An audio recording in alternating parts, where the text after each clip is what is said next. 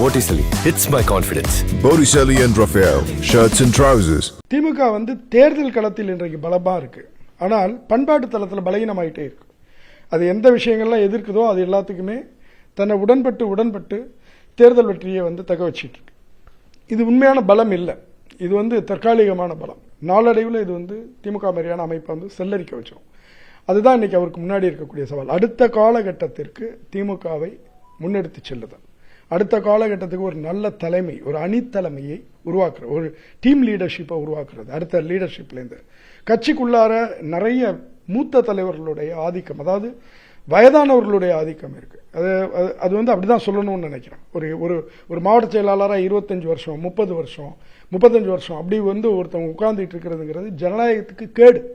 அது நல்லதே கிடையாது. அடுத்த கட்டமாக அவங்க என்ன பண்றாங்கன்னா அடுத்த தலைமுறைக்கு சேர்த்து பட்டா போடுறாங்க. அது இன்னும் மோசமான அம்சம். இந்த விஷயங்கள்லாம் அவர் தான் சீரமைக்க முடியும்.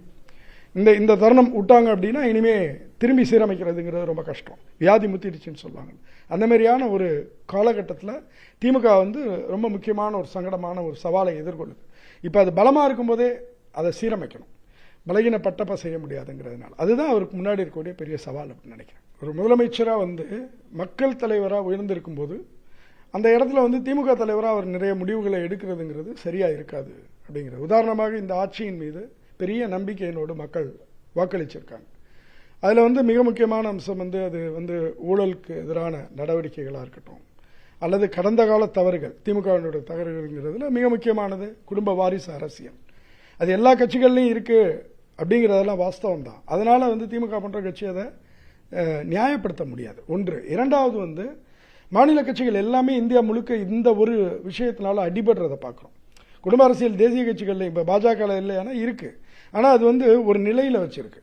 இப்போ அடுத்த தலைவர்னு ஒரே குடும்பத்திலேருந்து கொண்டு வரல. இது திமுகவில் எப்படி இருக்குன்னா மாநிலத்தில், மாவட்டத்தில், நகரத்தில் இப்படி. இது திமுகவில் மட்டும் இல்லை, மாநில கட்சிகள் எல்லாமே இந்த பிரச்சனையை எதிர்கொள்கின்றன. அப்கோர்ஸ் பல கட்சிகளுக்கு, மாநில கட்சிகளுக்கு கொள்கை கிடையாது. ஆனால் திமுகவுக்குன்னு ஒரு சித்தாந்த அடிப்படையிலான கட்சி. அது இன்னும் உறுதியோட நிற்க முடியும். அப்போ இந்த விஷயத்தை துணிச்சலாக நடவடிக்கை எடுக்க வேண்டும். அவர் அந்த பொறுப்போட நடந்துக்கணும் அப்படின்னு நான் நினைக்கிறேன். மக்கள்கிட்ட ஒரு பெரிய நம்பிக்கையும் எதிர்பார்ப்பும் அவர் மேலே தான் இருக்கு.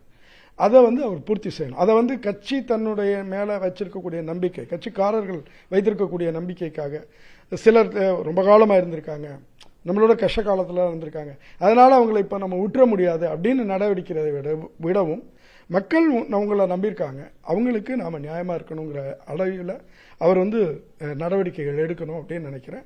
ஒரு முக்கியமான காலகட்டத்தில் ஒரு நம்பிக்கைக்குரிய தலைவராக இருக்கார் தமிழ்நாட்டின் தலைவர். அந்த நம்பிக்கையை அவர் தொடர்ந்து காக்க வேண்டும் அப்படின்னு நான் நினைக்கிறேன்.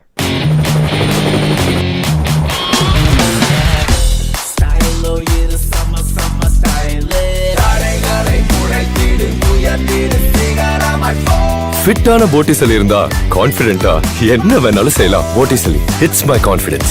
Botticelli and Raphael, shirts and trousers.